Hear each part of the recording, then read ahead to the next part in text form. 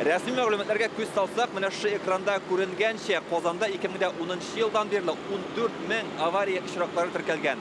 Моның сәбәбе җир астындагы су юлларының сафтан чыгуы. Ә инде бу елның 6 октябрендә менә шушы Әмирхан һәм Чистай урамнары киселешендә дә нәкъ шундый очрак булган.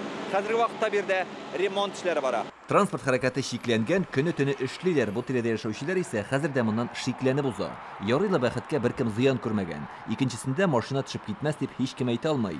Менә 3 атналык Адратский урамында булган авариядә газель машинасы зыян күргән. Ул бераздан гына җир астына төшеп китми калган. Ну, какое-то несоблюдение технологий. Такого не должно быть, на самом деле. Это результат плохой работы. Бүген авария урынына килгән водоканал җитәкчелеге төп сәбәп җир астындагы трубаларның тузып сафтан чыгуында ди. Су үткәргечләр салынганга ярты гасыр узган. Бу ел бу коллекторда 19 авария килеп чыккан. Конечно, мы стараемся нормативные сроки устранять. Мөмкин булганның барысында эшлибез. Авария булган объект капиталь ремонт акчасына төзекләндерелә. Башка финанс юк. Шуңа планлы эшкә алына алмыйбыз. Ә мондый аварияләр даими рәвештә булып тора.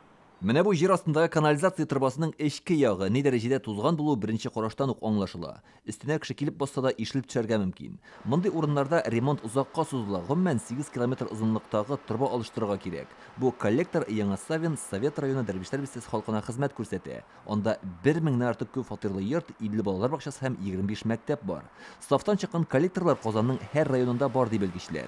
Хәзерге вакытта Короленко һәм Волгоград урамнарында авариyaдан соң ремонт дәвам итә. Мы в этом году заявили начатой работы. Быел без Татарстан президенты ярдәме белән чистарту корылмаларын төзекләндерү буенча федераль программага кирдек. Нәтиҗәдә 7 миллиард акча бүлеп биреләчәк һәм без 5 ел эчендә төзекләндерү эшләрен башкарырга тиеш. Заманча технологиялар нәтиҗәсендә суны туктатып тормыйлар. Шуңа ремонт барышы бу тирәдәге йортларда яшәүчеләргә кагылмый. Канализация трубалары һәм су үткәргечләрен алыштыру өчен 65 миллиард сумга якын акча кирәк. Бар өмет федераль программаларда. Тик әлеге андый ярдәм 500 меңгә кадәр халкы булган шәһәрләргә юнәлгән. Илдар Сафиуллин, Алик Мыльников, Яңа Гасыр каналы.